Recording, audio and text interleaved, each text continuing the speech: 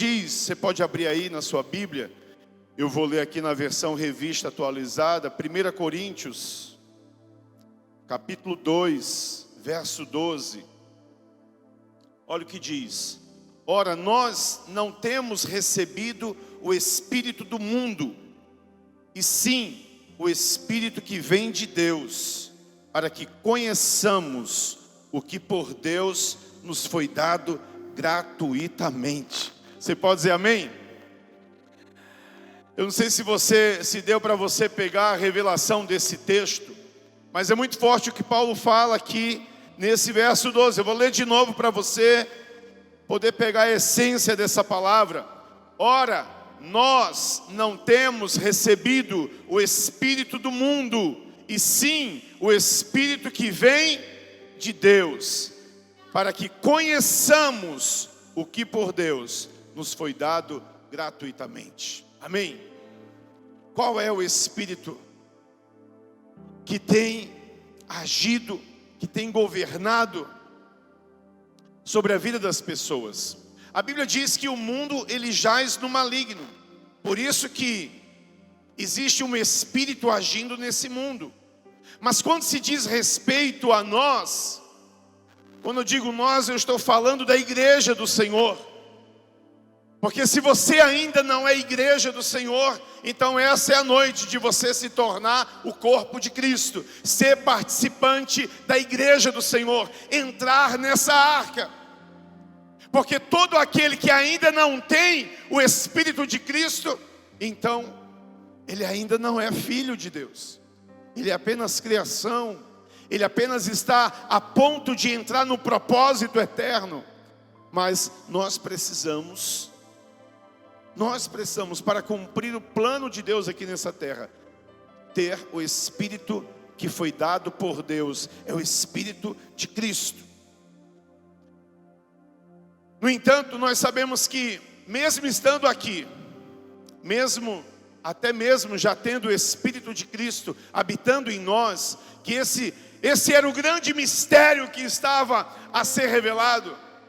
Sabe, Deus guardou esse segredo para ser revelado.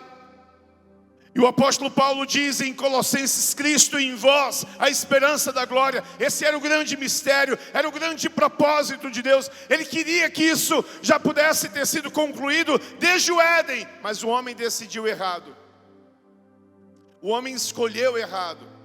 Mas agora em Cristo, o segundo Adão, o propósito de Deus, ele é estabelecido. Mas mesmo estando aqui, irmãos, muitas vezes nós estamos vivendo uma vida ainda debaixo de uma influência do espírito do mundo.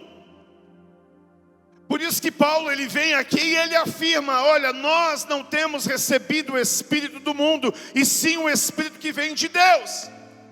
Por que que Paulo está enfatizando isso aqui? Porque a resposta vem a seguir: para que conheçamos o que por Deus nos foi dado gratuitamente, de graça, pela graça, sem pagar nada. Porque o espírito do mundo, na verdade, fala de merecimento. O espírito do mundo fala de conquistas, mas você só conquista se merecer. O espírito do mundo fala também de prostituição, fala de corrupção. O espírito do mundo vai falar de ódio, de inveja, de tantas coisas que não colaboram, na verdade, com ninguém. Só ainda mais produzem medo, ainda mais produzem ansiedade, ainda mais produz, sabe, aquilo que não vai te levar a viver o plano de Deus aqui nessa terra. E existe uma geração, pode ter certeza disso, existe pessoas, todo tempo existe pessoas que precisam descobrir o que em Deus elas conquistaram gratuitamente. E aí, às vezes estamos aqui, dentro dessa casa, vivendo uma vida com Deus, servindo a Deus, possuindo já o Espírito de Deus habitando dentro de nós, mas ainda vivemos com a mentalidade do espírito do mundo, com uma atitude do mundo, sabe, com um comportamento mundano. E isso acaba atrapalhando e influenciando na nossa vida com o Senhor. Então Paulo, nas suas cartas, o que ele mais faz é trazer a revelação do que nós já temos em Cristo Jesus. Isso aqui é só a introdução, porque a base, eu queria que você abrisse agora, a base do que eu quero tratar nessa noite. Filipenses capítulo 2. Aí Paulo, lá em Filipenses capítulo 2, ele vai tratar exatamente do Espírito de Cristo, a atitude de Cristo.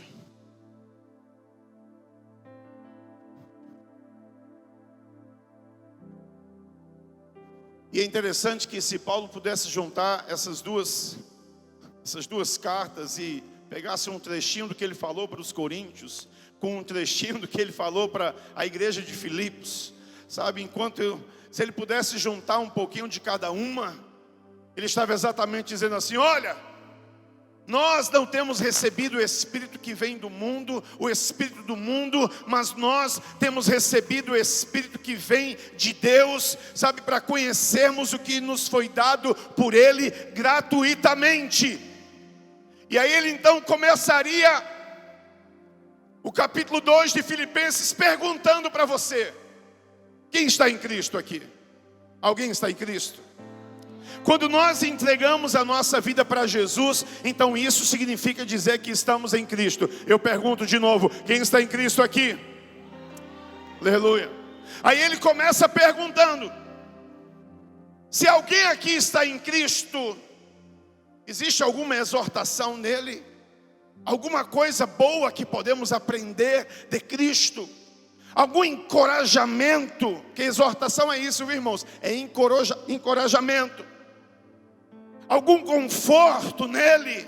Alguma consolação de amor? Existe, sabe, alguma coisa que pode nos fortalecer nele, já que vocês estão em Cristo? Existe alguma comunhão do Espírito? Porque se há um sentimento de afeto, de misericórdia sobre aqueles que estão em Cristo, aí ele diz: então completai a minha alegria, de modo que penseis a mesma coisa, tenhais o mesmo amor, sejais unidos de alma, tendo o mesmo sentimento, nada façais por partidarismo ou vanglória, mas por humildade, considerando cada um os outros superiores a si mesmo, não tendo cada um em vista o que é propriamente seu, senão também cada qual o que é dos outros. E aí ele diz: tende em vós o mesmo Espírito que houve, o mesmo Espírito de Cristo, ou seja, tende em vós o mesmo sentimento que houve também em Cristo, pois ele, subsistindo-se em forma de Deus, não julgou como usurpação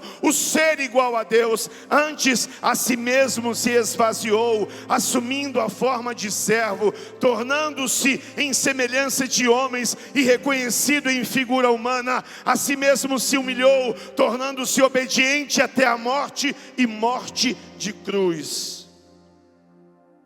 Pelo que também Deus o exaltou sobremaneira e lhe deu um nome que está acima de todo nome, para que ao nome de Jesus se dobre todo o joelho nos céus e na terra e debaixo da terra, e toda língua confesse que Jesus Cristo é o Senhor, para a glória de Deus Pai. Então só consigo ler esse texto aqui vendo Paulo fazendo perguntas aqui no início desse capítulo. Existe alguma motivação para quem está em Cristo? Algum encorajamento? Alguma palavra que possa lhe fortalecer? Porque nós não temos, vou juntar com Coríntios, nós não temos recebido o Espírito que vem do mundo, o Espírito que age no mundo. Nós temos recebido o Espírito que vem de Deus. E você precisa entender, conhecer, obter por revelação o que Ele tem te dado gratuitamente. Então, tem 3 perguntas para você aqui nesse texto. Qual a perspectiva, ou qual a avaliação que você pode ter de Cristo, de si mesmo e do próximo? Como é que você consegue avaliar quem é Cristo para você, quem é você mesmo, as suas qualificações, fazer uma autoavaliação de você mesmo, os seus defeitos, e também a respeito do seu irmão? Porque o que Paulo está tratando exatamente aqui, são exatamente essas três coisas. Ele pergunta o que é que temos conhecido de Cristo, sabe qual é a palavra dele que tem nos fortalecido, qual é a palavra dele que tem nos encorajado, o que é que temos recebido de Cristo, que tem nos firmado em amor, sabe, que tem nos firmado nessa comunhão, nesse relacionamento. Se vocês têm recebido alguma coisa desse tipo, porque se tem, deixa eu te pedir apenas uma coisa só agora. Aí ele vai pedir a respeito da unidade. E ele diz: se vocês têm recebido alguma coisa, deixa eu te pedir só uma coisinha. Completem a minha alegria, vivendo um relacionamento sincero uns com os outros. Se você tem aprendido, tem recebido de Deus alguma coisa, ele diz: deixa eu te pedir só mais uma coisinha. Amem-se mutuamente uns aos outros. Trabalhem juntos. Tenham todos uma mesma forma de pensar, em um só propósito. Mesmo se você tem uma opinião diferente, mas no que diz respeito ao propósito, pensem da mesma maneira. Andem juntos, tenham um só propósito. Não sejam egoístas. Não tentem impressionar as pessoas. Sejam humildes. Considere o seu irmão mais importante do que você mesmo. As coisas deles mais importantes do que você mesmo, mais importantes do que os seus próprios interesses. Aí ele vem e fala do Espírito de Cristo, e ele diz: eu preciso que vocês tenham a mesma atitude, semelhante à de Cristo Jesus, que embora sendo Deus, ele não considerou que ser igual a Deus fosse trazer para ele algum benefício maior, que ele pudesse se sobressair das pessoas, embora sendo Deus, sabe? Ele não considerou que o fato de ser igual a Deus ele pudesse se apegar a isso para tirar algum benefício disso. Antes mesmo ele se esvaziou. A Bíblia diz o que ele fez: ele se esvaziou de si mesmo, assumiu a posição de servo. Sabe, Jesus assumiu a posição de servo para servir a você, para dar a você gratuitamente. Então Paulo fala exatamente dessas três coisas. E aí não tem como essas três perguntas que eu te fiz a gente não refletir aqui nessa noite. Qual perspectiva, qual avaliação você tem de Cristo? O que é que você conhece a respeito de Jesus? Porque isso é muito importante. Eu falei recentemente aqui, eu acho que é o capítulo 4 de Filipenses, depois você lê, aliás o 3.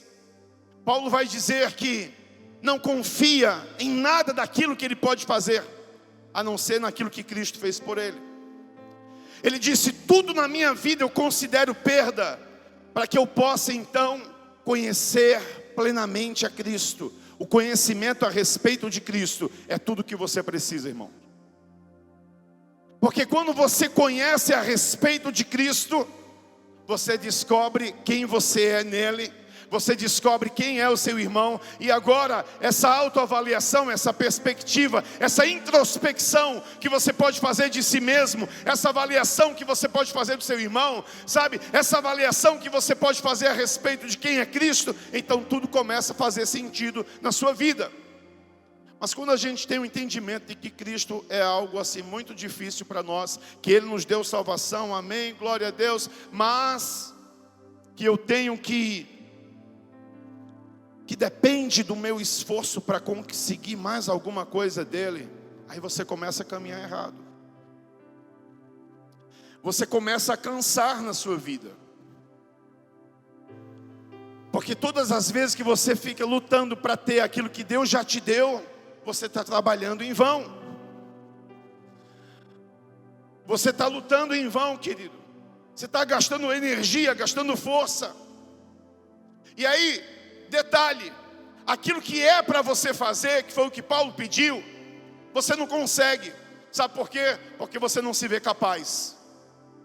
Você não consegue perdoar, você não consegue amar, você não consegue andar em santidade, você não consegue evangelizar, você não consegue pregar, você não consegue servir a Deus, você desiste de tudo. Sabe por quê? Porque você não conhece o que Paulo pergunta aqui no começo desse versículo. Você não conhece se o fato de você estar em Cristo, se existe alguma motivação nele, se existe alguma palavra que te encoraje, o fato de você estar em Cristo, se existe alguma coisa que te torne firme, fortificado, estabelecido na presença de Deus. Você não conhece o que Ele te deu em Cristo gratuitamente.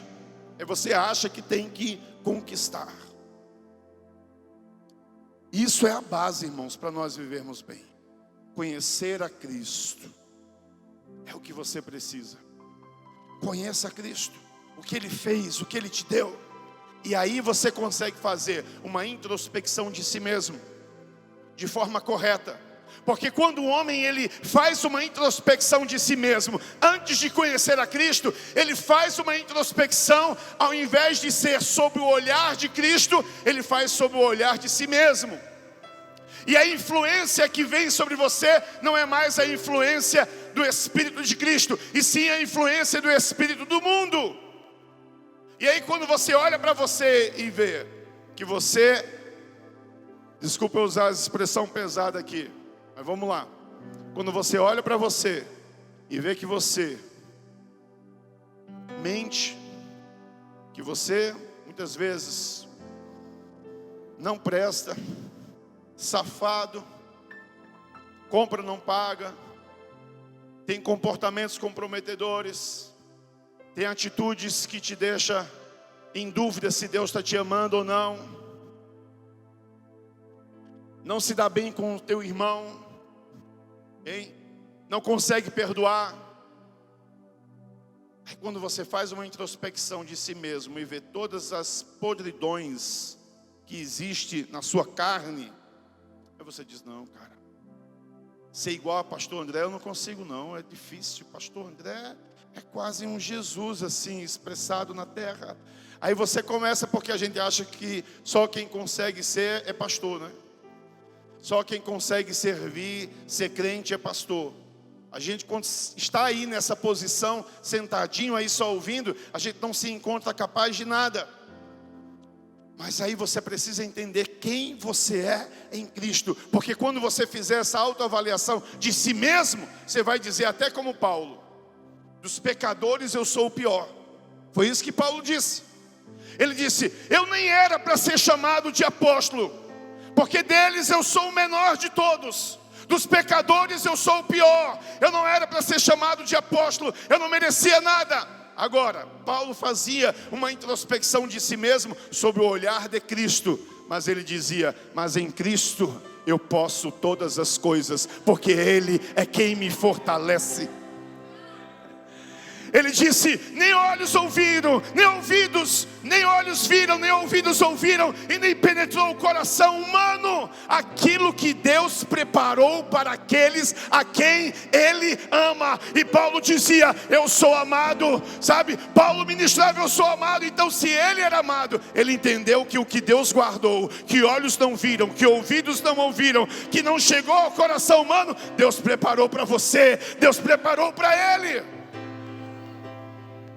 Às vezes a gente lê esse texto e até diz, irmão, nem olhos viram, nem ouvidos ouviram, nem você também vai ver, nem vai ouvir, nem vai sentir, mas um dia, não, Deus preparou para quem Ele ama. Eu pergunto, quantos são amados por Deus aqui? Quantos são? Então Deus preparou para você. Agora, qual a avaliação que a gente faz do nosso próximo? Qual é a avaliação que você faz do seu irmão? O espírito do mundo fala de igualdade. A ideologia esquerdista fala de igualdade. Todo mundo é igual. Mas Paulo diz: eu não, sou o menor. Não, porque diante de Deus todos nós somos iguais. Mas Paulo diz: mas eu diante dos meus irmãos, eu ainda sou o menor. Eu sou o pior. Como é que você se avalia diante dos seus irmãos? Paulo disse: tende em vós o mesmo sentimento, a mesma atitude, o mesmo Espírito de Cristo. Que ele mesmo sendo Deus, ele não disse: Pai vai me enviar, mas eu estarei lá 100% homem e 100% Deus. Então eu vou me prevalecer do poder, da divindade que está em mim. E eu vou ser o super-herói dessa geração. Eu vou fazer e acontecer. Aí eles vão saber quem é o Messias, o Cristo. Não. Ele se humilhou, ele se esvaziou de si mesmo. Sabe, ele desceu a menor posição possível para se tornar o quê? Servo. Para se tornar seu servo, para te servir. Para servir você, querido.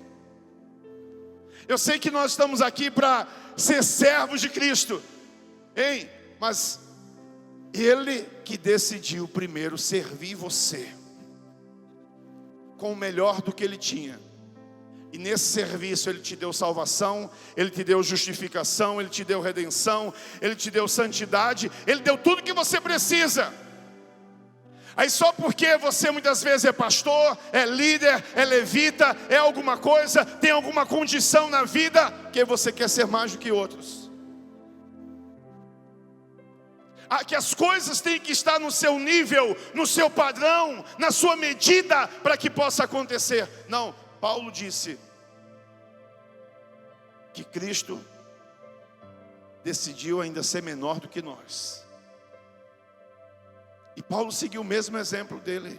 Ele disse: eu não era nem para ser apóstolo. De todos eles eu sou o menor.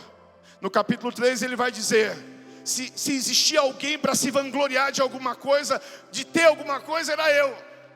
Porque fui circuncidado ao 8º dia de nascimento. Era totalmente dedicado às leis judaicas, fariseu, sabe, 100%, quanto à justiça, eu cumpri ao pé da letra, ao ponto de me tornar perseguidor da igreja. Mas ele disse: eu considero tudo isso perda, simplesmente para mergulhar no conhecimento que há em Cristo Jesus. Então, amados, nós não recebemos o Espírito do mundo. Ei, para de agir na influência do mundo. Você recebeu o Espírito de Cristo. E o Espírito de Cristo fala de humildade. O Espírito de Cristo fala de perdão. O Espírito de Cristo fala de serviço. Quem disse que as coisas têm que ser do seu jeito? Tem que ser como você quer. Tem que ser do jeito de Deus. Não é do seu jeito. É do jeito de Deus, é do jeito que Ele quer, é da forma como Ele tem planejado para você. Porque enquanto você tiver com, sabe, esse eu elevado, nada vai prosperar na sua vida. Mas quanto mais você confia naquilo que Cristo fez por você, então tudo já deu certo na sua vida, porque não depende de você. Desista de depender de você. Sabe, nós estamos sempre vindo à casa do Senhor no intuito de receber. E deixa eu dizer, isso é maravilhoso. É maravilhoso. Porque Ele está aqui para te dar mesmo. Cristo está aqui para te dar. Sabe, Ele te salvou para te dar o que você precisa. Agora, nós estamos aqui para receber com a motivação errada. Nós estamos aqui para receber com a motivação de que: Deus, por favor, olha, eu tenho orado, eu tenho jejuado, eu não falto uma quarta-feira. Vamos imaginar que ao invés de culto do renovo fosse campanha da vitória, fosse faça 7 quarta-feiras sem perder, que no final delas o milagre vai acontecer.